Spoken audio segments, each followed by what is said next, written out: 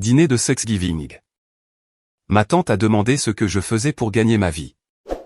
Maman m'a coupé, elle saute juste d'un petit boulot à l'autre. Rien de sérieux. Tout le monde a ri. Je me suis excusé. 5 minutes plus tard, le téléphone de maman s'est mis à sonner. La sauce au canneberge était faite maison cette année. Maman avait passé 3 heures dessus, veillant à ce que tout soit parfait pour notre Thanksgiving familial chez tante Patricia.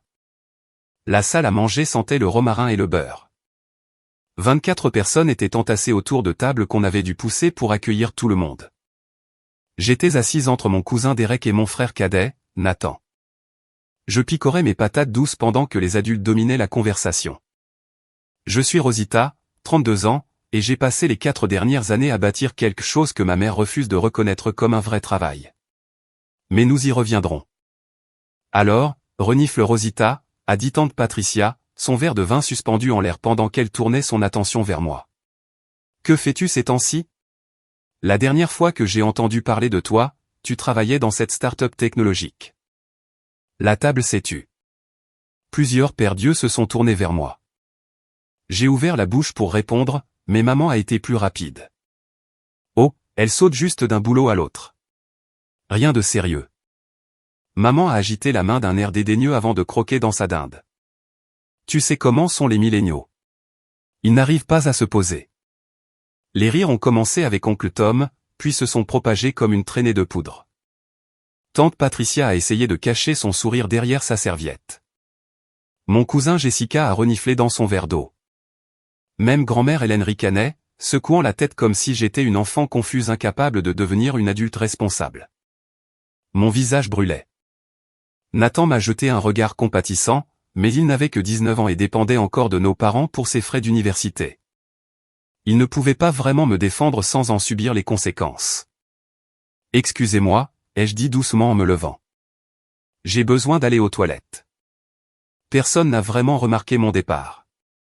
Ils étaient déjà passés à la promotion de Derek dans son cabinet comptable, le félicitant pour sa stabilité et ses excellents choix de vie. J'ai marché dans le couloir, devant les photos de famille qui tapissaient les murs de Patricia, et je me suis enfermé dans la salle de bain. Mon téléphone était déjà dans ma main. J'ai ouvert mes emails et j'ai commencé à taper. Voyez-vous, voici ce que maman n'a pas jugé utile de mentionner. Je ne saute pas d'un travail à l'autre. Je suis la fondatrice et PDG de Meridian Solutions, une société de conseil en logiciel.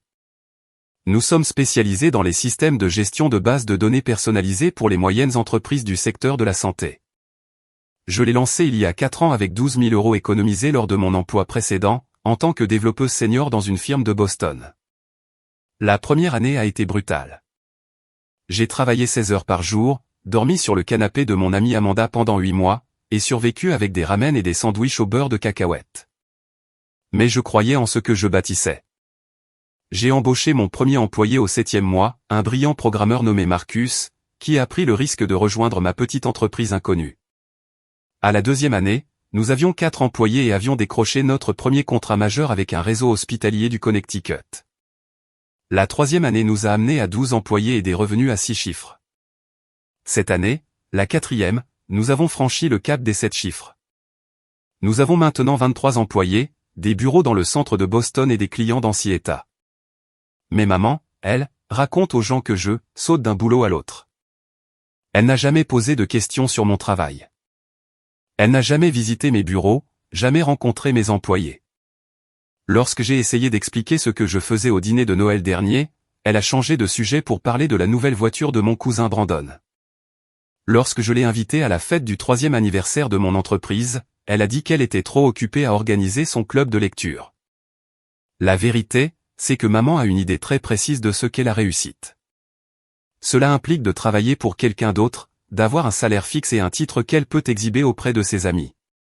Entrepreneuse, ça sonne trop risqué, trop instable, trop comme un échec en attente. Elle veut que je sois médecin, comme mon frère, ou avocate, comme la fille de sa meilleure amie. N'importe quoi qui soit assorti de cartes de visite provenant d'une institution établie. J'ai fini d'écrire l'email sur mon téléphone. Mes mains tremblaient, mais pas de nervosité, de cette rage qui s'accumulait depuis 4 ans. L'email était adressé à Jennifer Kim, PDG de l'un des plus grands réseaux hospitaliers du Massachusetts.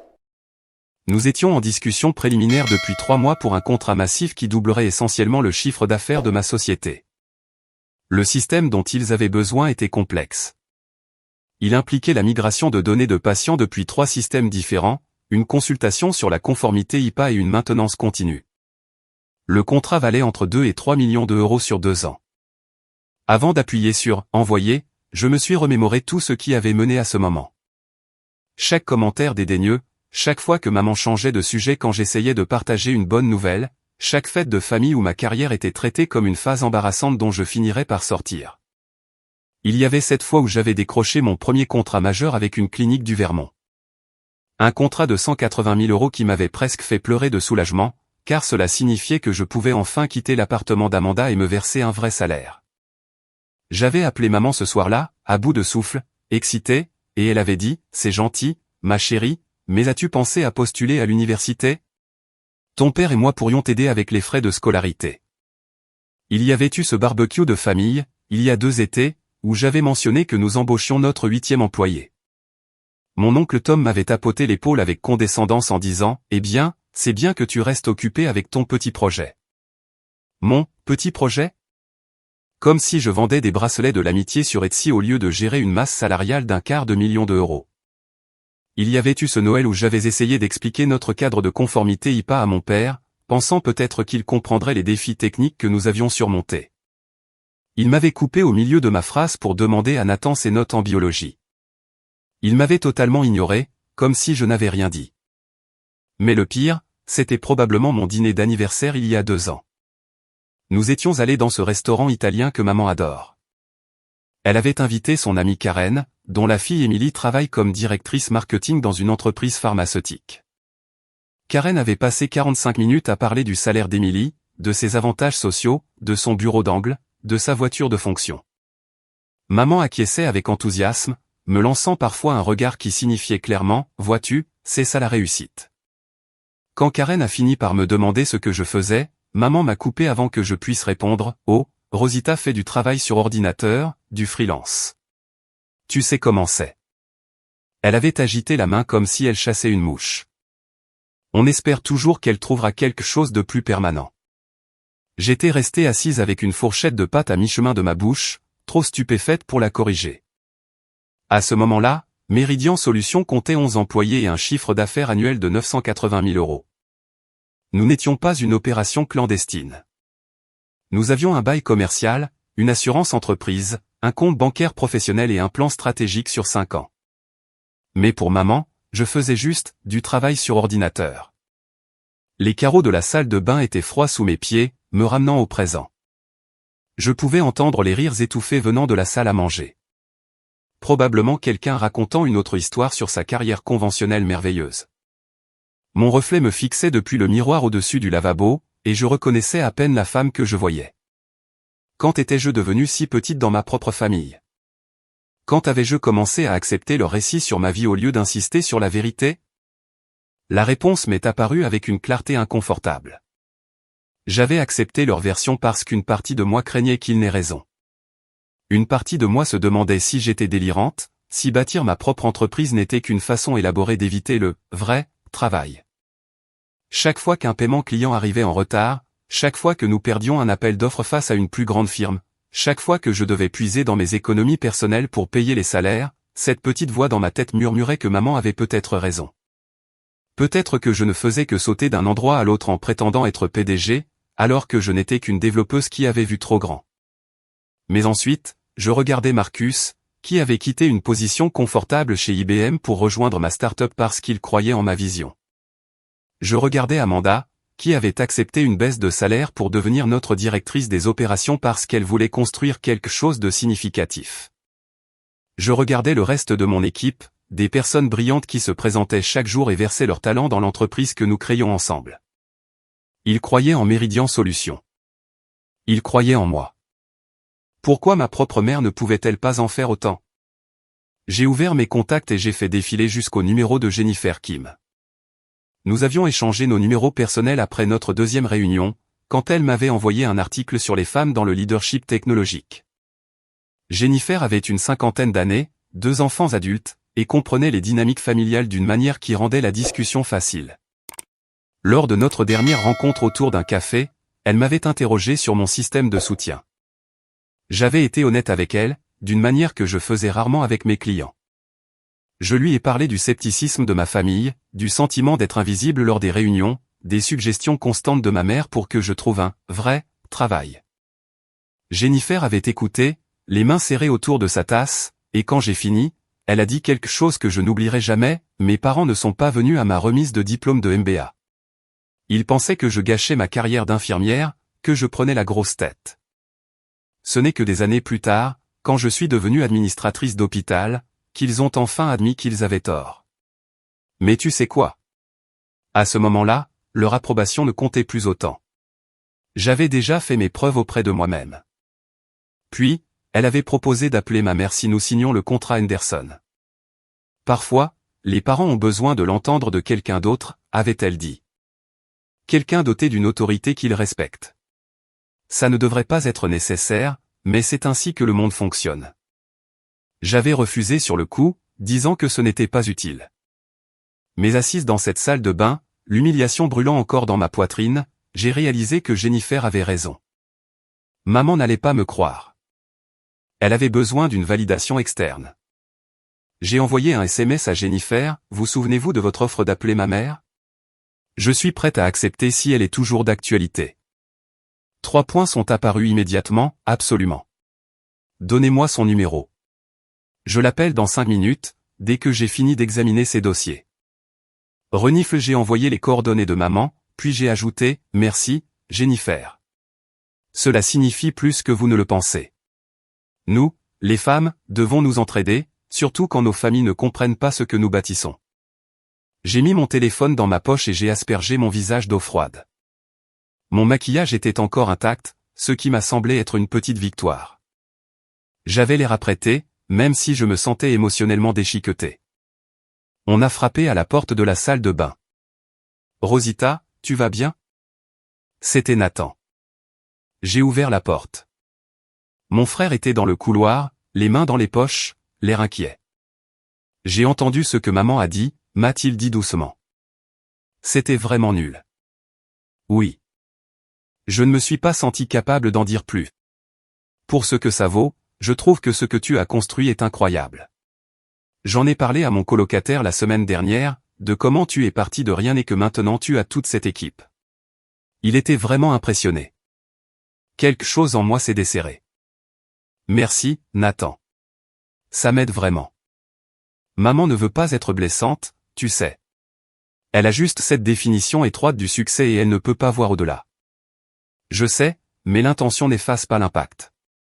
Il a hoché la tête, semblant plus âgé que ses 19 ans. Tu retournes là-bas. Dans 1 minute.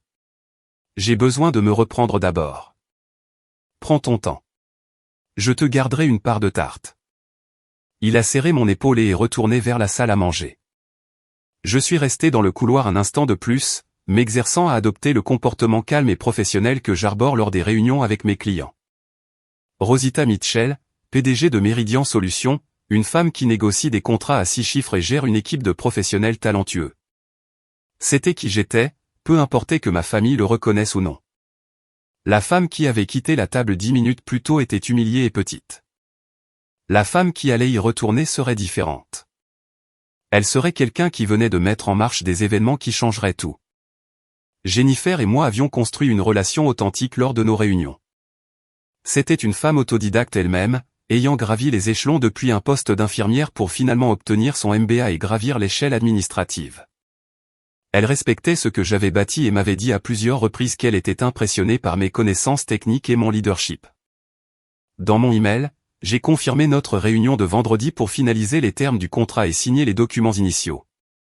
Je suis resté professionnel, j'ai confirmé l'heure et le lieu, et je l'ai remercié pour sa confiance continue en Meridian Solutions. Puis j'ai cliqué sur envoyer. J'ai attendu environ 90 secondes avant d'envoyer un SMS à Marcus, mon directeur technique et premier employé, confirmation de la signature du contrat Henderson vendredi. Peux-tu t'assurer que les documents de proposition sont imprimés et reliés d'ici jeudi après-midi? Sa réponse est arrivée immédiatement, déjà fait. Félicitations, patronne. C'est énorme. Puis j'ai envoyé un SMS à Amanda, ma directrice des opérations, le contrat Henderson est en marche. Lance le processus d'embauche pour les 3 nouveaux postes dont nous avons discuté. Nous devrons les intégrer d'ici janvier. Sa réponse, je m'en occupe. Tu mérites cela, Rosita. Tu as travaillé comme une acharnée. Je me suis regardé dans le miroir de la salle de bain de tante Patricia. Mon reflet montrait une femme dans une robe bleu marine, un maquillage minimal, les cheveux tirés en une simple queue de cheval. J'avais l'air calme, professionnel. Rien à voir avec la fille humiliée qui avait quitté la table 5 minutes plus tôt. Ensuite, j'ai fait quelque chose que je planifiais depuis des semaines, mais que je n'avais pas osé faire, j'ai appelé mon attachée de presse. Oui, j'ai une attachée de presse. Elle s'appelle Rebecca Torres, et je l'ai embauchée il y a 2 mois, quand le Boston Business Journal nous a contactés pour nous présenter dans leur numéro sur les leaders technologiques de moins de 30 ans. Rebecca m'aidait à gérer l'attention médiatique croissante de mon entreprise. Rebecca, c'est Rosita. Tu te souviens de ce portrait que nous préparions? Je suis prête à aller de l'avant avec tout. La séance photo, les interviews, tout ça. Merveilleux. Renifle l'enthousiasme de Rebecca a crépité à travers le téléphone. Le journaliste veut se concentrer sur ton parcours, de développeuse à PDG. Ils sont particulièrement intéressés par le fait que tu sois une femme dans le leadership technologique et que tu aies tout autofinancé sans capital risque. C'est une histoire captivante. Parfait. Planifie tout ce qu'il faut planifier. Le numéro sera publié le 12 janvier. Il sera en kiosque et largement promu sur leurs réseaux sociaux. Ce sera une exposition fantastique pour Meridian Solutions. Nous avons terminé l'appel et je suis resté là un moment, laissant l'adrénaline retomber. Puis je me suis lavé les mains, j'ai vérifié mon maquillage et je suis retourné à la table. Maman était au milieu d'une histoire sur son jardin quand je me suis assise. Personne n'a reconnu mon retour. J'ai pris ma fourchette et j'ai continué à manger mes patates douces, désormais froides. C'est alors que le téléphone de maman s'est mis à sonner. Elle a jeté un œil à l'écran, a froncé les sourcils et a ignoré l'appel. La sonnerie s'est arrêtée, puis a immédiatement recommencé. Quelqu'un tient vraiment à te joindre, a observé tante Patricia. Maman a décroché cette fois, allô. Oh, Jennifer. Bonjour. Comment allez-vous? J'ai gardé les yeux sur mon assiette, coupant ma dinde en petits morceaux précis. Mon cœur martelait dans ma poitrine, mais extérieurement, je restais parfaitement calme. Des années de présentation client m'avaient appris à contrôler mes réactions physiques. Le visage de maman a traversé une série d'expressions, confusion, surprise, choc, et puis quelque chose qui aurait pu être de l'embarras. Oh. Oh, je vois. Oui, elle est. Oui, c'est ma fille. Je vois. C'est merveilleux. Oui. Merci de me l'avoir dit. La conversation a duré plus longtemps que je ne l'avais prévu. Maman était passée d'un ton normal à une voix plus calme, plus soumise. Elle jetait des coups d'œil dans ma direction, mais ne semblait pas pouvoir croiser mon regard. Je comprends, a dit maman au téléphone. Non, vous avez tout à fait raison. Oui. Oui, je le ferai. Merci, Jennifer. J'apprécie que vous ayez pris le temps d'appeler. Elle a raccroché et a fixé son téléphone comme s'il venait d'annoncer une invasion extraterrestre. Toute la table était tombée dans un silence absolu. Tout le monde observait la réaction de maman avec curiosité. Même les enfants à la petite table dans le coin avaient cessé de bavarder. Qui était-ce? A demandé papa. Jennifer Kim. Elle est la PDG du réseau hospitalier Henderson, a dit maman. Sa voix sonnait étrangement serrée. Elle a posé son téléphone sur la table avec une précaution exagérée, comme s'il risquait d'exploser. Elle voulait me faire savoir qu'elle est sur le point de signer un contrat majeur avec l'entreprise de Rosita. Elle a pensé que je voudrais le savoir puisque. Maman s'est tue, finissant par me regarder. Point puisque c'est une réussite aussi significative. Le silence qui a suivi donnait l'impression d'être sous l'eau. Je voyais des bouches s'ouvrir, des gens échanger des regards, mais tout semblait étouffé et distant. Ton entreprise, a demandé tante Patricia, les sourcils haussés si haut qu'il semblait vouloir disparaître sous sa frange. Meridian Solutions, ai-je dit calmement en prenant une gorgée d'eau. J'avais besoin d'occuper mes mains, et le verre frais m'aidait à rester ancré. Nous faisons du conseil en logiciel pour des organisations de santé, gestion de bases de données, intégration de systèmes, conformité IPA, ce genre de choses. Nous travaillons sur le contrat Henderson depuis 3 mois. Il vaut environ 2,3 millions d'euros sur 2 ans. La fourchette de l'oncle Tom a cliqueté contre son assiette. Il l'a carrément lâché, envoyant un morceau de haricot vert sur la nappe de tante Patricia. Personne n'a bougé pour le nettoyer. Tu possèdes une entreprise, a demandé Jessica, sa voix une octave plus haut que d'habitude. Ma cousine, qui travaillait comme réceptionniste dans un cabinet dentaire, me regardait comme si je venais de révéler que j'étais secrètement une super-héroïne. Je l'ai fondée il y a 4 ans. Nous avons 23 employés maintenant et des bureaux dans le centre de Boston. Ce sera notre plus gros contrat à ce jour, mais nous avons plusieurs autres réseaux hospitaliers comme clients à travers la Nouvelle-Angleterre. Derek avait posé son verre de vin et se penchait en avant. Attends, reviens en arrière. Tu as 23 employés, genre des gens que tu as embauchés, des gens qui travaillent pour toi. Oui. Nous avons des développeurs, des chefs de projet, une équipe de vente, du personnel opérationnel. Marcus, mon directeur technique, est avec moi depuis le 7e mois. Amanda est arrivée comme directrice des opérations en 2e année. Nous avons bâti une équipe vraiment solide.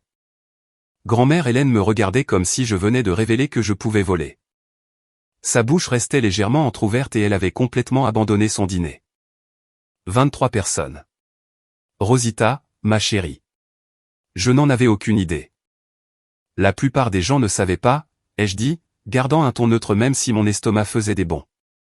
Mon cousin Brandon, qui travaillait dans un cabinet d'avocats de taille moyenne et ne manquait jamais une occasion de le mentionner, s'est raclé la gorge. Comment on commence même une entreprise de logiciels? Tu as eu des investisseurs? Aucun investisseur. J'ai tout autofinancé. J'ai commencé avec 12 000 € économisés lors de mon précédent emploi de développeuse senior. La première année, j'ai dormi sur le canapé d'une amie et j'ai vécu de nouilles ramen. Mais chaque euro gagné retournait dans l'entreprise. Nous avons réinvesti nos profits, grandi prudemment, embauché lentement. C'était terrifiant et exaltant à la fois. 12 000 € jusqu'à un contrat de plusieurs millions, a dit l'oncle Tom lentement, comme s'il testait les mots pour voir s'ils avaient du sens. C'est Rosita. C'est extraordinaire. Papa, qui était resté silencieux durant tout l'échange, a regardé maman. Quelque chose a passé entre eux, cette communication tacite qui survient dans les longs mariages. Puis il s'est tourné vers moi, pourquoi n'étions-nous au courant de rien de tout cela? La question flottait dans l'air. Tout le monde attendait ma réponse. Je pouvais sentir 23 paires d'yeux sur moi, y compris ceux des enfants qui avaient cessé de manger pour écouter le drame familial qui se déroulait. Parce que personne n'a demandé, ai-je dit simplement. Enfin, Nathan a demandé. Il est venu à mon bureau, a rencontré mon équipe, a vu ce que nous avons construit. Mais tous les autres. J'ai haussé les épaules, jouant la carte de la décontraction, même si mon pouce accélérait. C'est difficile d'expliquer ce que vous faites quand les gens ne pensent pas que ça vaut la peine de vous écouter. Maman a tressailli comme si je l'avais giflée. Son visage était passé du pâle au rouge, et elle serrait sa serviette si fort que ses articulations étaient devenues blanches. Ce n'est pas juste, a-t-elle dit doucement. Je t'ai toujours soutenu. Les mots sont sortis avant que je ne puisse les arrêter, nourris par 4 années de blessures accumulées. Tu as dit à tout le monde que je sautais d'un boulot à l'autre il y a moins de 20 minutes. Tu as ri avec eux. Comment étaient ceux du soutien?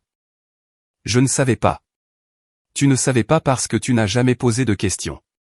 Tu n'as jamais voulu savoir. Ma voix montait malgré tous mes efforts pour rester calme. Je t'ai invité à notre fête d'anniversaire. Je t'ai envoyé l'invitation par email. Je t'ai appelé 2 fois pour te le rappeler, tu as choisi ton club de lecture. Tante Patricia s'est agitée inconfortablement sur son siège. Quelques personnes regardaient leur assiette, souhaitant clairement être ailleurs.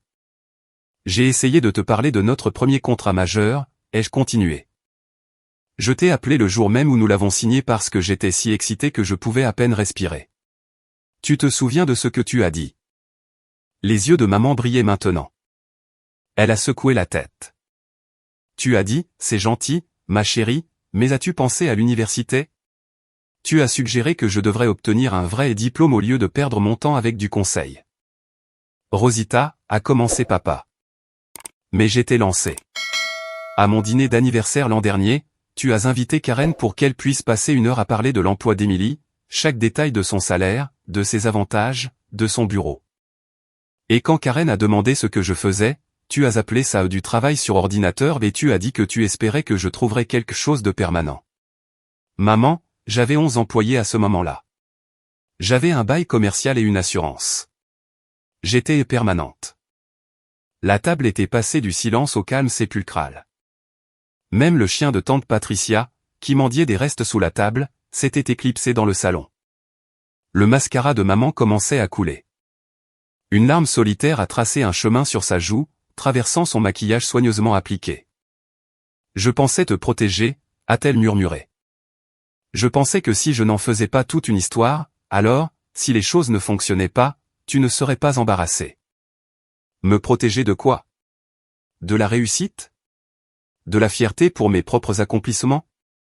Ou est-ce que tu te protégeais toi-même, pour ne pas avoir à admettre que ta fille n'avait pas suivi le scénario que tu avais écrit pour sa vie?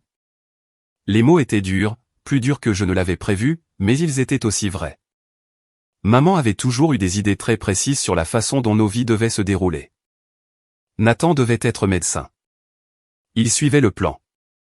Moi, j'étais censé être quelque chose d'impressionnant et de conventionnel, avocate, médecin, professeur, quelque chose dont elle pouvait se vanter à son club de lecture. Entrepreneuse, n'était pas dans son vocabulaire, à moins que cela ne vienne avec un pédigré financé par du capital risque. Ça suffit, a dit papa fermement. Pas en colère, mais de façon définitive. Rosita, ta mère a fait une erreur. Elle l'a admis. Mais c'est le dîner de Thanksgiving, et nous sommes en famille. La famille est censée se soutenir mutuellement, ai-je rétorqué. La famille est censée célébrer les victoires des uns et des autres, pas les diminuer devant tout le monde. Nathan a pris la parole depuis son bout de table, elle a raison. Papa, j'ai entendu maman faire des commentaires sur le travail de Rosita pendant des années. C'est toujours dédaigneux, suggérant toujours qu'elle devrait faire autre chose. Pendant ce temps, Rosita a bâti quelque chose d'authentiquement impressionnant, et aucun d'entre nous ne le savait parce que personne n'a pris la peine de faire attention. La table était devenue un tribunal, et tout le monde observait la procédure avec une attention totale. Maman a regardé autour d'elle, peut-être dans l'espoir de trouver du soutien, mais tout le monde semblait trop abasourdi pour parler. Quand Jennifer Kim Tatel appelait, ai-je demandé, la voix stable. Que Tatel dit exactement? Maman a dégluti, elle a dit qu'elle était enthousiaste à propos du partenariat avec Meridian Solutions. Elle a mentionné qu'elle s'était renseignée sur ton parcours et qu'elle était impressionnée par le fait que tu aies tout construit à partir de zéro, sans financement extérieur. Elle a dit que tu étais l'une des leaders technologiques les plus compétentes avec qui elle avait travaillé. Maman a marqué une pause. Elle a aussi dit qu'elle espérait que j'étais fier de toi. L'implication pesait lourdement dans l'air. Jennifer n'avait pas seulement appelé pour informer maman du contrat, elle avait appelé pour gentiment lui faire honte, pour lui présenter un miroir et lui montrer ce qu'elle avait manqué. C'était élégant dans sa subtilité. Elle m'a dit autre chose aussi, a continué maman, la voix à peine au-dessus d'un murmure. Elle a raconté que ses propres parents n'avaient pas soutenu ses choix de carrière pendant des années, qu'ils pensaient qu'elle gâchait sa carrière d'infirmière. Elle a dit qu'elle regrettait que personne n'intervienne plus tôt, que personne ne force ses parents à voir ce qu'elle accomplissait. Elle a dit qu'elle m'appelait parce qu'elle ne voulait pas que tu te sentes aussi invisible qu'elle s'était sentie.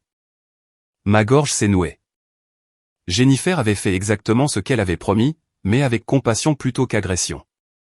Elle avait partagé sa propre histoire, montrant clairement que maman n'était pas une personne terriblement méchante, juste aveugle à ce qui se trouvait juste sous ses yeux. Jennifer a aussi mentionné, a dit maman, regardant maintenant directement vers moi avec des yeux rougis, que tu avais été réticente à ce qu'elle m'appelle, que tu avais dit que ce n'était pas nécessaire, que ta famille te soutenait. Elle a dit, le fait que vous protégiez votre mère même pendant qu'elle vous minait en dit long sur votre caractère. Oh, Jennifer. Elle avait joué le coup parfaitement, donnant à maman une porte de sortie tout en rendant impossible pour elle de la prendre sans reconnaître ses échecs. Brandon s'est raclé la gorge, toujours mal à l'aise avec les démonstrations émotionnelles. Alors, Rosita, que fait exactement ton entreprise? Genre, au jour le jour? J'étais reconnaissante pour ce changement de sujet, même s'il venait de l'inconfort de Brandon plutôt que d'un intérêt réel.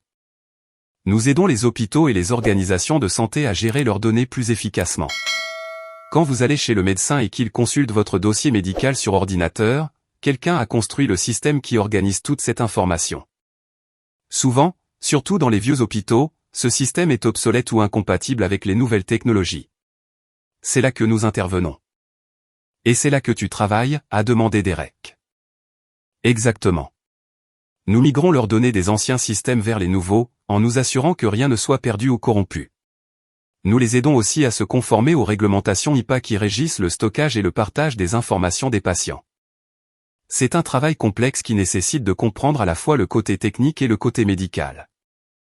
Tante Patricia hochait lentement la tête, donc, tu aides les médecins à mieux soigner leurs patients. D'une certaine manière, oui. Une meilleure gestion des données signifie que les médecins peuvent accéder plus rapidement aux antécédents des patients, voir les interactions médicamenteuses, suivre l'évolution des traitements. Ce n'est pas un travail glamour, mais c'est important. Comment as-tu appris à faire tout ça, a demandé grand-mère Hélène. Elle avait enfin fermé la bouche, mais semblait encore stupéfaite.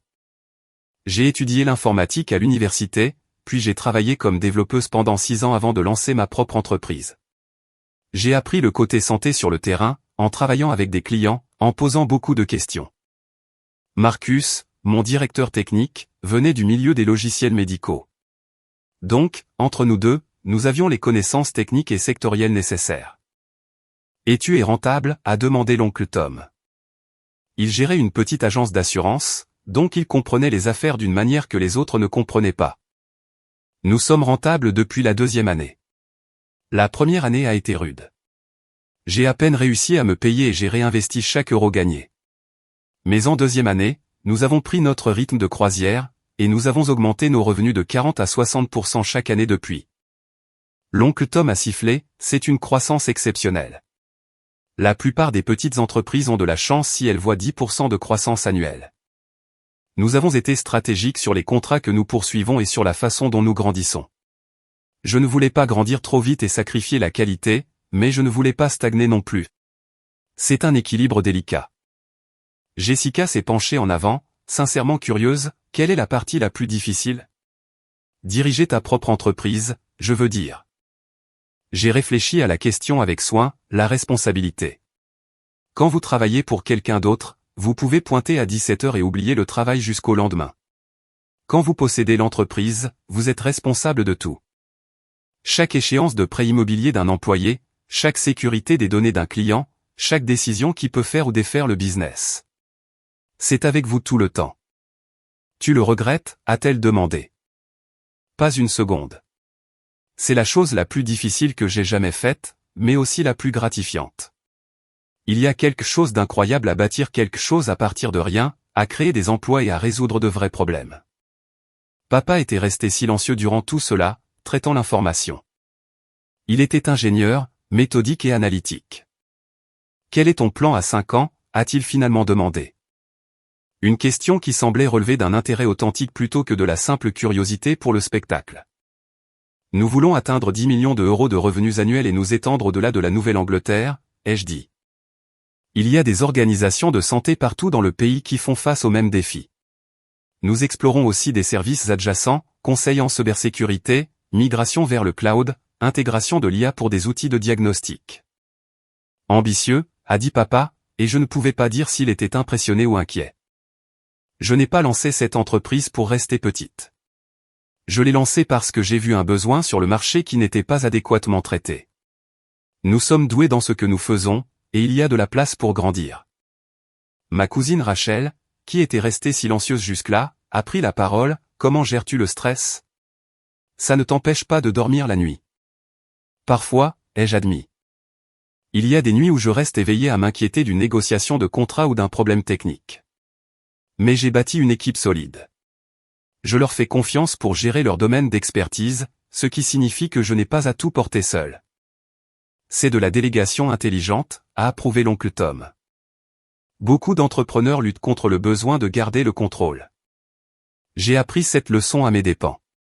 La première année, j'ai essayé de tout faire moi-même et j'ai failli faire un burn-out. Marcus m'a assise et m'a dit que je devais soit commencer à faire confiance aux gens, soit l'entreprise échouerait. Il avait raison. La conversation avait changé. Les gens posaient des questions authentiques, s'engageant avec ma carrière comme quelque chose de réel et de précieux plutôt qu'une curiosité ou une gêne. Cela faisait du bien, mais c'était aussi doux amer. Où étaient ces questions pendant les 4 dernières années? Maman n'avait rien ajouté d'autre. Elle était assise avec ses mains jointes sur ses genoux, les larmes coulant encore sur son maquillage, semblant plus petite que jamais. Papa a tendu la main pour serrer la sienne, un geste de soutien, ou peut-être de solidarité dans leur réalisation commune de combien ils avaient mal eu la vie de leur fille. Les mots flottaient dans l'air comme de la fumée. Nathan souriait ouvertement maintenant. Il était au courant pour mon entreprise parce qu'il avait pris la peine de me demander des nouvelles de ma vie lors de nos rencontres occasionnelles autour d'un café. Il était même allé visiter mes bureaux une fois et avait rencontré mon équipe. Pourquoi Jennifer qui m'appellerait elle ta mère, a demandé tante Patricia, confuse. Parce que j'ai peut-être mentionné, lors d'une de nos réunions, que ma famille ne comprenait pas vraiment ce que je faisais dans la vie, ai-je dit. Jennifer a trouvé ça facile à comprendre. Elle a fait face au même scepticisme de la part de sa propre famille quand elle a décidé de quitter les soins infirmiers pour son MBA. Nous avons créé un lien là-dessus. J'ai fait une pause. Elle a proposé d'appeler ma mère si nous signions le contrat, pour aider à expliquer l'importance de ce que fait Meridian Solutions. Je lui ai dit que ce n'était pas nécessaire, mais elle a insisté. Jennifer est très attentionnée. C'était partiellement vrai.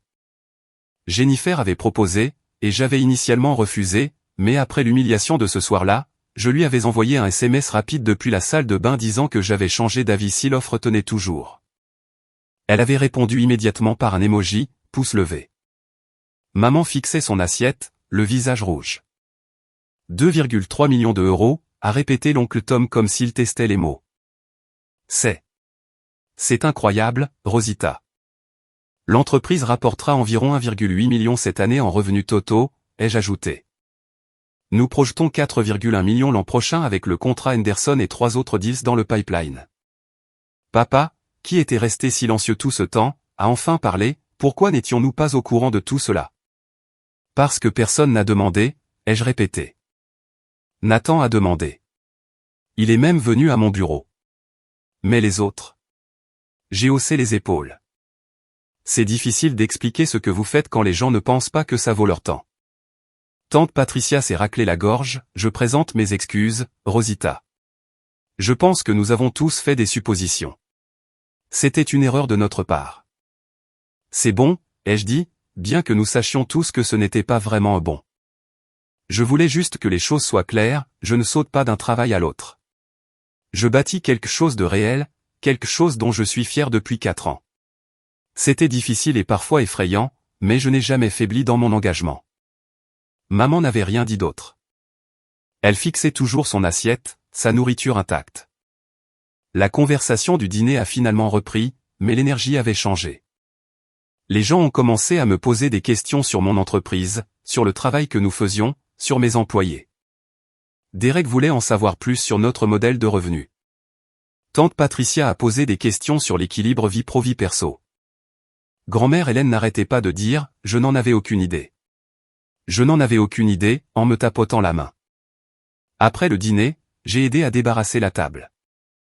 Maman est entrée avec la saucière, se déplaçant comme si elle était dans un état second. Rosita, a-t-elle dit doucement. Je dois m'excuser. J'ai continué à rincer la vaisselle, à les charger dans le lave-vaisselle de tante Patricia. J'ai dénigré ton travail. J'ai fait des suppositions. J'avais tort. Sa voix a légèrement craqué. Quand Jennifer a appelé et a expliqué ce que tu as bâti, je me suis senti. J'ai eu honte. Ma propre fille a accompli quelque chose d'extraordinaire, et je l'ai traitée comme un hobby. J'ai fermé l'eau et je lui ai fait face. Sais-tu combien de fois j'ai essayé de te parler de Meridian Solutions? Des contrats que nous décrochions, des employés que nous embauchions, des bureaux que nous avons loués? Je sais. Sais-tu ce que ça faisait de te voir féliciter Derek pour son job de comptable tout en dénigrant tout ce que j'ai bâti? Derek travaille pour quelqu'un d'autre. Il est bon dans son travail, et c'est génial. Mais, maman, j'ai créé 23 emplois à partir de rien. J'offre une assurance santé à 23 personnes et à leurs familles. J'ai bâti des systèmes qui aident les hôpitaux à mieux prendre soin des patients. Les yeux de maman étaient humides maintenant. Je sais, tu as raison. J'avais cette idée en tête sur ce à quoi ta carrière devait ressembler. Et quand ça ne correspondait pas à cette image, je ne pouvais juste pas voir ce qui était devant moi. Tu as vu ce que tu voulais voir, c'est-à-dire un échec. Elle a tressailli, ce n'est pas. Je ne pensais pas que tu échouais. Je pensais juste que tu étais toujours en train de chercher ta voie. Pendant 4 ans, maman? À quel moment m'aurais-tu prise au sérieux? Elle n'a pas eu de réponse. J'avais besoin que ma mère croie en moi, ai-je continué. Au lieu de cela, j'ai eu droit au mépris et à l'humiliation devant toute la famille. Est-ce que tu comprends ce que ça faisait? Je le comprends maintenant, a-t-elle murmuré. Je suis tellement désolé, Rosita. Je suis tellement désolé. J'aurais voulu rester en colère. Une partie de moi pensait que j'avais gagné le droit de garder cette rage, de la faire s'asseoir avec l'inconfort de sa propre myopie. Mais elle semblait sincèrement dévastée. Et malgré tout, c'était ma mère. J'accepte tes excuses, ai-je dit avec précaution. Mais maman, les choses doivent changer. Tu dois réellement écouter quand je parle de mon travail. Tu dois prendre cela au sérieux et arrêter de comparer mon chemin à celui de tout le monde. Je ne suis pas Derek, ou Brandon, ou quelqu'un d'autre. Je suis moi, et j'ai bâti quelque chose dont je suis fier, même si ça ne ressemble pas à ce que tu attendais. Je le ferai. Je te le promets. Elle a essuyé ses yeux. Est-ce que je peux visiter ton bureau un jour, rencontrer ton équipe? Oui, ai-je dit doucement. J'aimerais ça. Elle m'a serré dans ses bras, et je l'ai laissé faire. Ce n'était pas une solution à tout, mais c'était un début. Le reste de Thanksgiving s'est passé sans incident. Les gens me traitaient différemment maintenant, avec un respect qui semblait à la fois gratifiant et légèrement frustrant. J'étais la même personne 1 heure plus tôt, quand ils riaient de la blague de maman. Mes accomplissements n'avaient pas changé. Seule leur connaissance de ces accomplissements avait changé. Mais je suppose que c'est ainsi que le monde fonctionne parfois. Les gens ont besoin d'une validation externe avant de pouvoir voir ce qui a toujours été juste devant eux. Je suis rentré chez moi ce soir-là avec Nathan, qui était venu avec moi au dîner. C'était la chose la plus épique que j'ai jamais vue, a-t-il dit en souriant. Le timing de cet appel était parfait. Pure coïncidence, ai-je dit innocemment. Bien sûr, a-t-il ri. Plus sérieusement, je suis fier de toi. Pas juste pour l'entreprise, mais pour t'être défendu. Il fallait du courage. Merci, Nathan. J'apprécie que tu m'aies toujours prise au sérieux. Tu es ma sœur. Bien sûr que je te prends au sérieux. Et en plus, ton entreprise est vraiment cool. Je me vante toujours auprès de mes amis que ma sœur est PDG en tech. 6 semaines plus tard, le portrait dans le Boston Business Journal est sorti. Rebecca avait fait un travail incroyable pour tout coordonner. La photo qu'ils ont utilisée me montrait dans mon bureau, debout devant un tableau blanc recouvert de diagrammes d'architecture système, souriant avec confiance. Le titre disait « Rosita Mitchell, bâtir le futur numérique de la santé, une base de données à la fois ». L'article détaillait mon parcours de développeuse à fondatrice, les défis de l'autofinancement d'une entreprise technologique et notre approche pour résoudre des problèmes complexes de gestion de données dans la santé.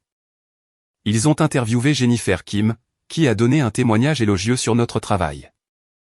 Ils ont aussi interviewé Marcus, qui a parlé de la culture d'entreprise que nous avions bâtie et de la raison pour laquelle il avait tenté sa chance avec une start-up inconnue il y a 4 ans. L'article mentionnait que j'avais tout construit sans capital risque, en me reposant plutôt sur les revenus des premiers contrats et une gestion financière prudente. Il abordait les défis auxquels les femmes font face dans le leadership technologique et comment Meridian Solutions travaillait activement pour bâtir une équipe diversifiée. Mon téléphone a explosé. D'anciens collègues m'ont contacté pour me féliciter. Des clients potentiels nous ont contactés via notre site web. Une firme de capital risque a envoyé un email demandant si nous étions intéressés par une levée de fonds pour notre expansion, ce qui m'a fait rire étant donné que j'avais délibérément évité le financement VC. Et maman, elle a partagé l'article sur Facebook avec une longue légende sur à quel point elle était fière de sa fille, la PDG. Elle a acheté 5 copies physiques du magazine. Elle a appelé toutes ses amies pour leur en parler. Une partie de moi s'est sentie vengée. Une partie de moi s'est sentie triste qu'il faille un article de magazine pour qu'elle reconnaisse publiquement mon succès. Mais la vie avance. Le contrat Henderson a officiellement commencé en janvier. Nous avons embauché 3 nouveaux développeurs, un chef de projet et un autre représentant commercial. Nos bureaux sont devenus trop étroits, donc nous avons commencé à chercher de plus grands espaces. En mars, le Boston Globe a fait un suivi sur les entreprises technologiques à croissance rapide dans le Massachusetts, et Meridian Solutions figurait sur leur liste. En juin, nous avions décroché 2 autres réseaux hospitaliers comme clients. En septembre, nous étions montés à 31 employés et nous envisagions sérieusement d'ouvrir un second bureau à Providence, dans le Rhode Island. Maman a visité le bureau 4 fois au cours de l'année. Elle a rencontré mon équipe, a assisté à une réunion d'entreprise, et a même participé à notre fête du 4e anniversaire. Elle a posé des questions et a réellement écouté les réponses. Elle a arrêté de dire aux gens que j'étais en train de chercher ma voie, et a commencé à leur dire que je dirigeais une firme de conseil en logiciels prospères. Le progrès, comme on dit, est le progrès. Ai-je orchestré le timing de l'appel téléphonique lors du dîner de Thanksgiving? Absolument. Ai-je ressenti de la culpabilité? Pas vraiment. Parfois, les gens ont besoin d'un rappel à la réalité délivré au moment précis pour un impact maximum. Voici ce que j'ai appris de toute cette expérience, on ne peut pas forcer les gens à voir votre valeur. Vous pouvez seulement continuer à bâtir, continuer à travailler, continuer à faire vos preuves par vos actions plutôt que par vos paroles. Finalement, les résultats parlent d'eux-mêmes.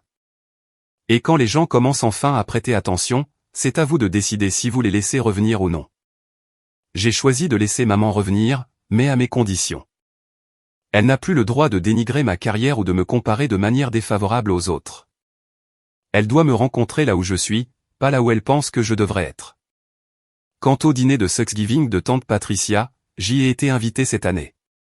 Maman a apparemment dit à tante Patricia à l'avance de préparer pour 25 personnes au lieu de 24, parce qu'elle voulait s'assurer qu'il y avait une place pour Marcus, mon directeur technique, qui était devenu comme un membre de la famille pour moi. Je veux rencontrer l'homme qui a pris un risque sur ma fille quand elle débutait, avait dit maman. Quand nous sommes arrivés, Patricia a pris soin de m'interroger sur Meridian Solutions dans les 5 premières minutes. Elle voulait tout savoir sur notre croissance, nos clients, nos plans futurs. La conversation était authentique, intéressée, respectueuse. Et quand tante Patricia a demandé, « Alors, Rosita, comment vont les affaires ?» Personne n'a ri. Ils ont écouté. Ils ont posé des questions de suivi. Ils ont traité ma carrière avec le même respect qu'ils montraient pour le travail comptable de Derek et le cabinet d'avocats de Brandon. Le progrès, en effet. Parfois, la vengeance n'est pas une question de destruction. Parfois, c'est une question de forcer les gens à voir ce qu'ils refusent de voir. À exiger le respect que vous avez déjà mérité. À refuser de vous rétrécir pour vous adapter à la vision limitée de la réussite de quelqu'un d'autre.